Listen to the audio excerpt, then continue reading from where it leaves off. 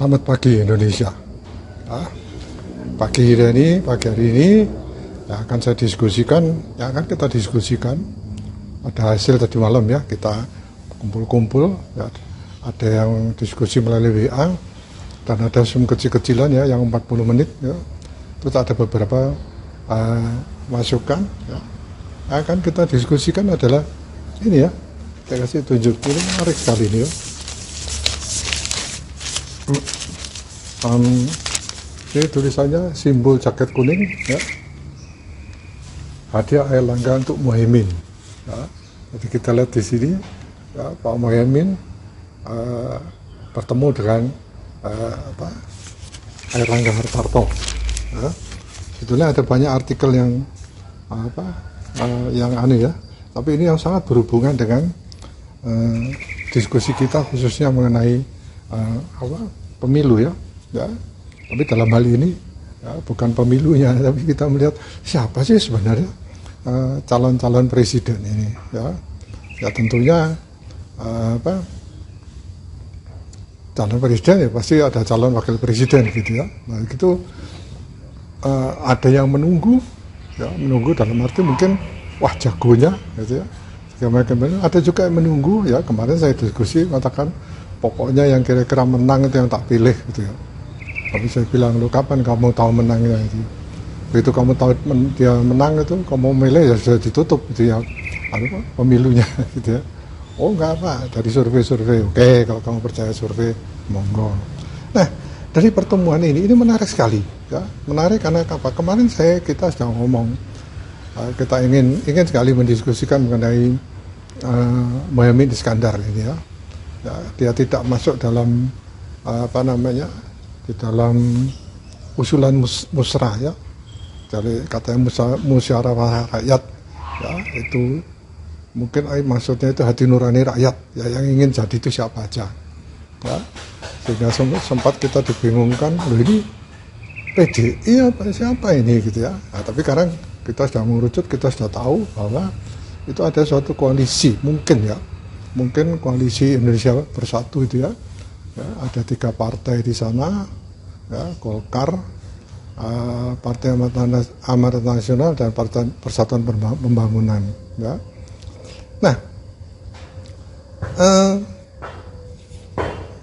pertemuan ada menemukan si Muhaimin yang bertemu dengan Airlangga Hartarto menarik sekali ya. Ya di sini Ketua Umum Partai Golkar Airlangga Hartarto kembali melakukan pertemuan dengan Ketua Umum Partai Kebangkitan Bangsa. Loh kembali, rupanya kita tidak tahu ya, mereka pernah ada pertemuan ya. Apakah itu pertemuan sebelum ya koalisi KKIR itu ya, yang dengan Gerindra ya, apakah sesudah, saya tidak tahu ya. Ya tapi ini namanya mereka mencari mencari sesuatu yang ya, menguntungkan dalam arti supaya mereka bisa dipilih ya. Baik, silaturahmi kedua pimpinan parpol itu dilakukan menindaklanjuti pertemuan Golkar dan PKB beberapa waktu yang lalu ya. Ketua Umum DPP Partai Golkar Airlangga Hartarto ya, ini menerima silaturahmi Ketua Umum DPP Partai Kebangkitan Bangsa ya. Artinya Pak Muhaimin itu mendatangi Pak Airlangga Hartarto ya. Diskusi pagi membahas ya lanjutan koalisi inti. Wah ini mesti didiskusikan juga ya. Ada koalisi inti, ada koalisi apa itu ya. Kemarin kita bahas tapi tidak membahas mengenai koalisi apa itu. Ya. Kemudian di sini koalisi inti menuju koalisi besar.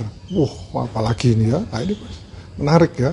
Artinya menarik itu apa? Supaya kita tahu nanti kunci akhirnya itu siapa ya, calon presiden dan calon wakil presidennya ya. Airlangga menyebutkan pertemuan kedua tokoh politik ini membahas kelanjutan koalisi inti antara Golkar dan PKB.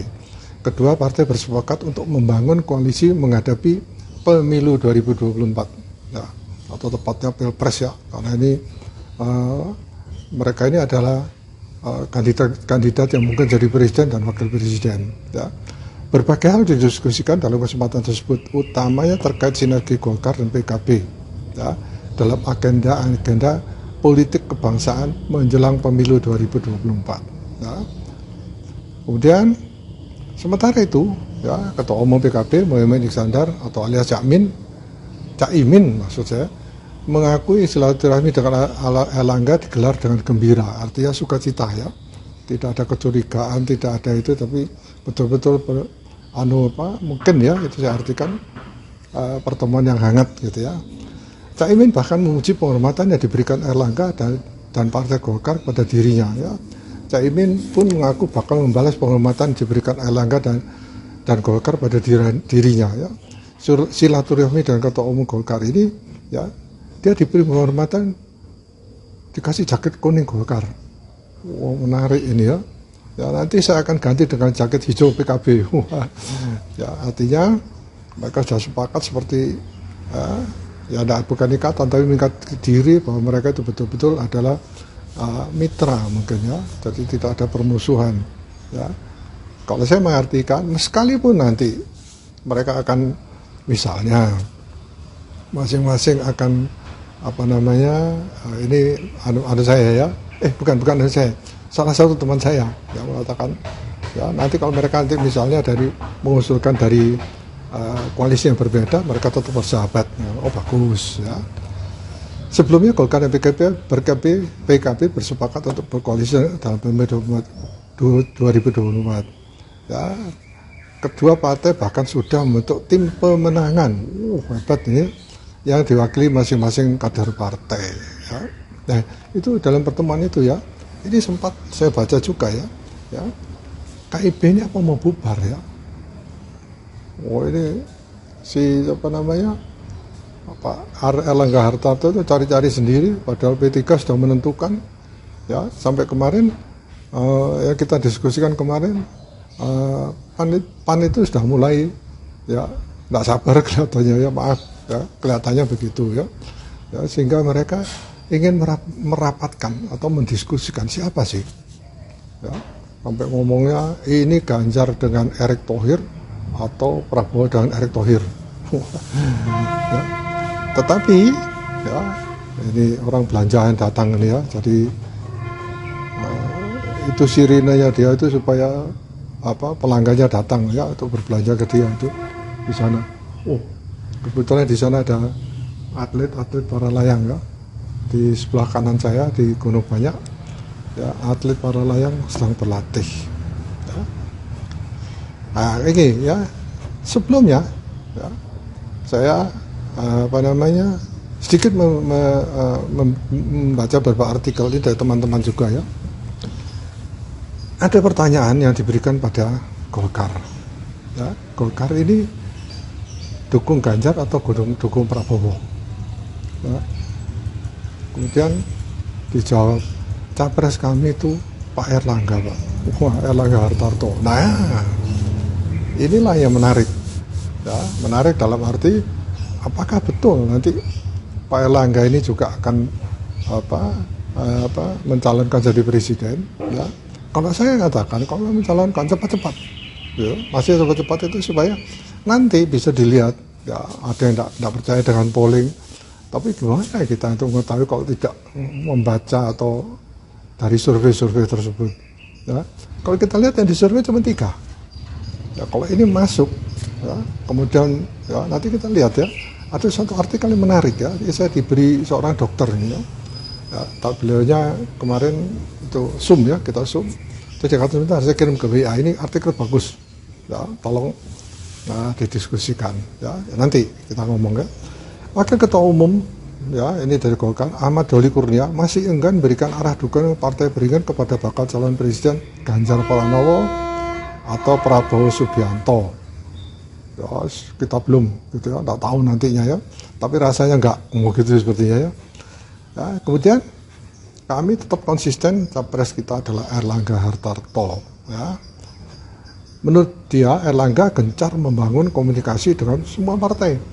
Ya, buktinya dia ke PKB, dia juga pernah bertemu dengan Demokrat ya. Kemudian saya lupa ya, dia berkunjung ke beberapa ya beberapa partai, tapi itu nanti mungkin jadi diskusi kita selanjutnya nanti ya. Sebelumnya Ketua Umum Partai Kebangkitan Bangsa PKB ya, Muhaimin Iskandar alias Caimin ya, yakin bahwa Partai Golkar tidak akan mendukung PDI. Ini ya pernyataan disanggap Caimin menanggapi sebentar ini ya, menanggapi wacana bergabungnya Partai Kuning ke PDI. Terus gak mungkin kah? Gitu ya.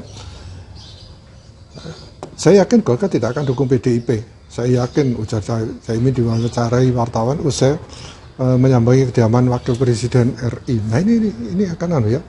Ini kita ingin bahas ya, bagaimana Caimin itu rajin sekali mencari informasi bagaimana sih peranan Wakil Presiden ya. Ini adalah setelah dia berkunjung ke Wakil Presiden RI ke-11 ya, Pak Budiono ya. Kendati begitu, Caimin tidak memberikan pernyataan lebih jauh. Alasannya diyakini Golkar tidak akan bergabung dengan PDIP. Ya. Yang keyakinannya, ya namanya juga, ya namanya ditanya ya Caimin ya. Di sini dikatakan, ya namanya keyakinan juga ya, tidak perlu jawaban, itu keyakinan saya, itu katanya, gitu ya. Kemudian diketahui PKB dan Golkar sepakat membangun koalisi inti. Nah ini akan kita bahas, apa itu koalisi inti, ya. Sebagai bentuk tindak lanjut dari wacana pembentukan koalisi besar. Nah, nanti kita akan diskusikan masalah ini ya. Terkait koalisi inti tersebut, Caimin mengatakan pihaknya berkomunikasi setiap hari dengan Golkar. Ya. Dia menyebut koalisi inti tengah menggodok, ini masak ini ya, pengembangan koalisi maupun pasangan capres dan cawapres. Ya. Ya saya nggak tahu, ini kelihatannya Caimin juga ingin jadi cawapresnya Erlangga Hartarto ya, kalau dia nanti ya, kira-kira seperti itu. Tapi saya katakan ini adalah cerdas ya. Itu pendapat saya sendiri. Kenapa saya katakan cerdas? Ya? Karena kita lihat sekarang kelihatannya Muhaimin Iskandar tahu bahwa Partai Golkar ini adalah partai yang sangat dikenal ya. Contohnya gini ya, dari hasil survei ya, Litbang Kompas pada tanggal 29 April hingga 10 Mei, kembali ya Litbang Kompas ya, ini banyak yang jadi acuan dari teman-teman saya ya. Golkar menjadi partai dengan tingkat pengenalan dan kesukaan tertinggi. Jadi orang kenal Golkar tuh sekali ya, bagus sekali ya. Ya terungkap ya, tingkat pengenalan kepopularan partai yang saat ini dipimpin Ketua Umum Erlangga Hartarto ini mencapai 86%. Ya. Golkar berhasil mengungguli PDIP ya, yang 83,8%. Sementara di urutan ketiga Partai Demokrat 83,5%, disusul kemudian keempat adalah Partai Gerindra 81,2%. Loh berarti populer kan? Nah ini rupanya saya sudah ingin mendiskusikan mengenai ini. Kenapa ya kok kita selalu melihat hasil polling itu untuk capres, cawapres? Kita tidak lihat ya. Ya PDIP itu mempunyai yang tertinggi ya, sehingga boleh mengusulkan calon presiden sendiri ya. Ya tetapi kalau dilihat apa benar ya populer seperti itu ya. Nah, ini saya melihat ini ada sebetulnya saya katakan masukan dari seorang dokter ya. Pada Januari 2023 ya, ini sebelumnya ya, Golkar juga menempati urutan teratas kepopuleran ya. Kembali ya, ini saya pakai survei Litbang Kompas juga ya. Artinya ini yang diketemukan teman-teman, kelihatannya mereka mendapat informasi banyak ya. Saat itu tingkat pengenalan responden terhadap Partai Berlambang Pohon Beringin mencapai 86,3%. Ya, angka itu mengungguli PDIP yang 86,2%, kemudian Partai Demokrat yang 84%. Itu bulan Januari. Ya, kemudian yang tadi saya sampaikan adalah sekarang sampai 10 Mei, ya, seperti itu. Ya. Kemudian peneliti senior ya dari Litbang Kompas ya, Yohan Wahyu, ya, ini saya dapat dari teman-teman ini ya. Jika melihat hasil survei ini, Golkar diprediksi tetap berada di papan atas pada pemilu 2024. Ya.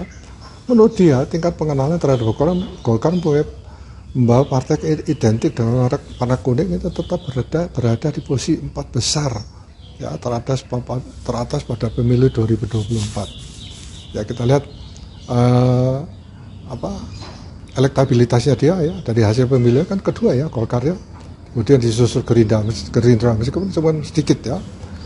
Ya Wahyu mengatakan jika Golkar ingin mencapai puncak perolehan suara ya di pemilu mendatang, maka dibutuhkan sosok dengan daya tarik elektoral yang kuat sebagai syarat utamanya.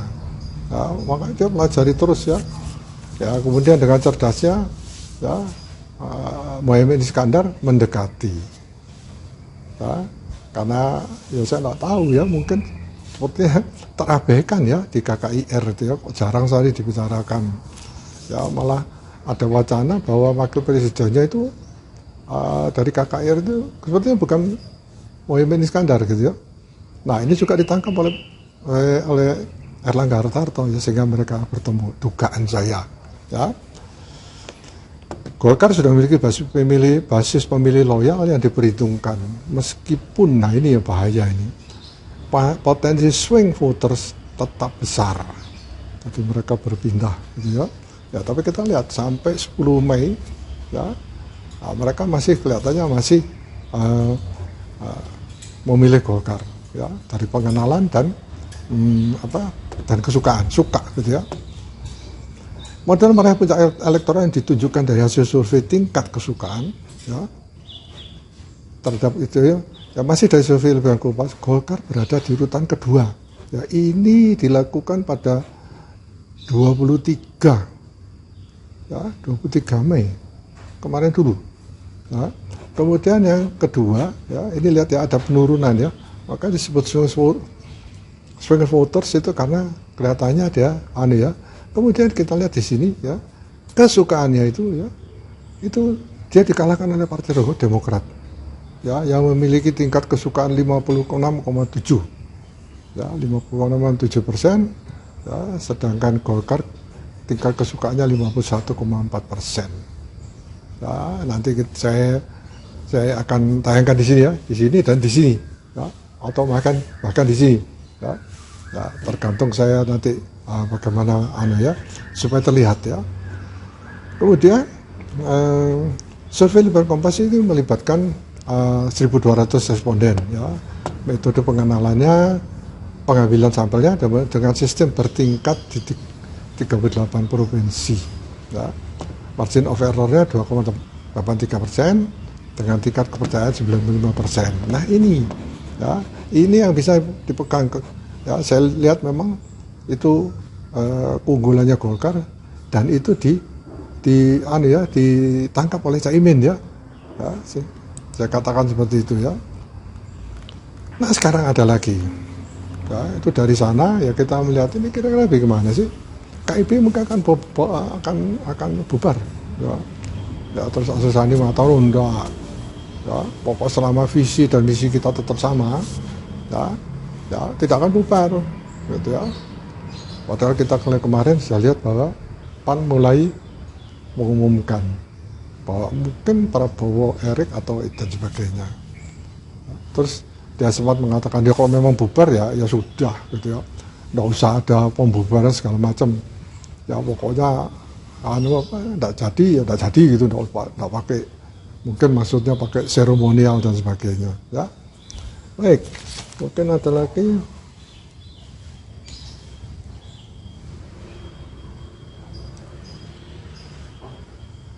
Kemudian dikatakan di sini ya PAN juga mengatakan bahwa mereka juga sering berkomunikasi dengan partai-partai yang lain, ya, termasuk dengan Pak Ganjar dan PDI Perjuangan.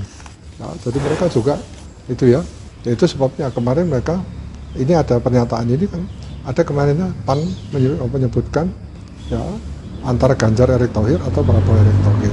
Nah itu ya, teman-teman saya bilang ini kok membingungkan Pak ya. Ya saya katakan ini namanya juga ya mencari-cari supaya mencari suatu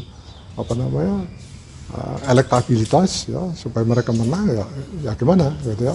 Sehingga kadang-kadang ada yang kemarin ngomong gimana sih orang-orang ini nggak konsisten ngajak orangnya nggak dihitung ya, seharusnya ngajak kan ya sudah bersatu gitu ya, ini loh capres dan cawapres. Saya bilang dalam hati saya juga begitu ya, tapi nyatanya ya begitu perkembangannya terus mereka mengubah strategi ya nggak apa-apa ya, memang seperti itu ya. Nah sekarang yang ini menarik ya, indeks cawapres wakil presiden tertinggi ya adalah Erlangga Hartarto.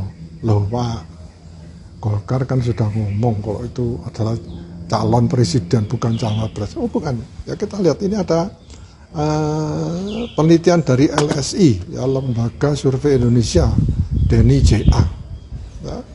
Dalam survei pertama, capres pertama lolos putaran kedua dan empat dan isu lainnya ya.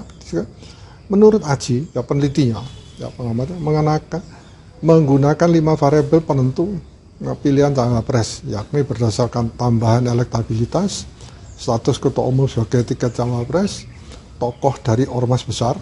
Jadi kalau dia ketua partai ya kemungkinan dia nilainya tinggi, itu mungkin maksudnya ya. Kemudian faktor yang lain adalah pengalaman pemerintahan ya, dan jaringan sumber dana ya. Aji menjelaskan dari kelima variabel indeks tersebut, Erlangga itu urutan pertama ya, yang memenuhi 3 variabel, yaitu sebagai ketua umum partai, pengalaman di pemerintahan, dan jaringan sumber dana. Wah, ini pengeluaran duitnya besar untuk mencalonkan kelihatannya ya. Kita tahu ya, sebetulnya Erlangga Hartarto cukup populer ya, tapi cuman dia agak tertutup, artinya tidak terlihat karena populernya Presiden Jokowi ya. Karena saya sempat melihat ya di salah satu video, ternyata dia mendampingi ya Bapak Presiden sebelah kirinya, saya lihat ya, dia mendampingi pada waktu KTT ASEAN mungkin ya, yang di Labuan Bajo ya. Loh, nah ini ya, karena ada kayak gini saya mulai memperhatikan ya. Jadi dia agak terhilang, tidak terlihat karena yang muncul selalu adalah Bapak Presiden kita Pak Jokowi ya. Tapi kalau kita perhatikan selalu terlihat dia mendampingi ya, kecuali Menteri Luar Negeri ya, siapa itu ya, Marsudi siapa lupa saya. Adapun cawapres peringkat kedua ditempati 5 tokoh, yaitu Sandiaga Uno, Mahfud MD, Erick Thohir, Khofifah Indar Parawansa, dan Muhaimin Iskandar. Nah ini yang pernah kita diskusikan ya. Jadi kita satu kelompok kita mengumpulkan siapa sih kira-kira cawapres yang kita kumpulkan. Coba lihat di postingan saya pada yang lalu mengenai cawapres. Nah ini kelihatannya sama ya, sama dengan yang kita simpulkan. Selanjutnya indeks cawapres peringkat ketiga ditempati Agus Harimurti ya, Said Agil Siraj ya, yang sama-sama hanya memenuhi 1 dari 5 variabel ya. Tadi tingkat yang kedua itu tadi Sandiaga, Mahfud MD, Erick Thohir, Khofifah Indar Parawansa, dan Muhaimin Iskandar ya. Jadi mereka itu sama-sama memenuhi 2 dari 5 variabel ya.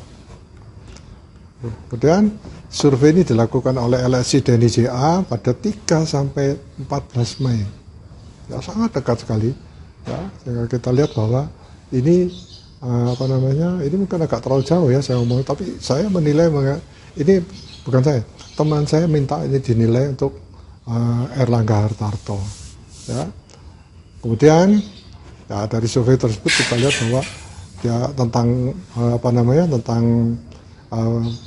calon presidennya maupun calon wakil presidennya. Nah sekarang kita terserah Anda ya, dari informasi yang kita lihat dari diskusi kita ya, KIP ini bubar enggak?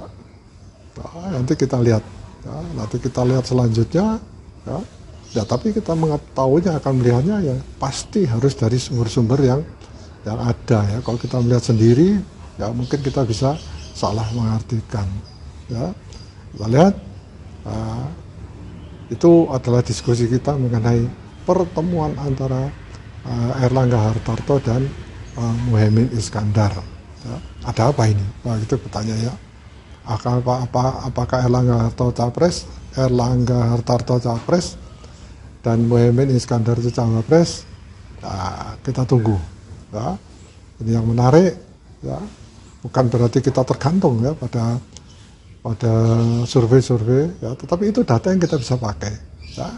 Saya kira demikian ya. Terima kasih. Ya. Selamat pagi Indonesia.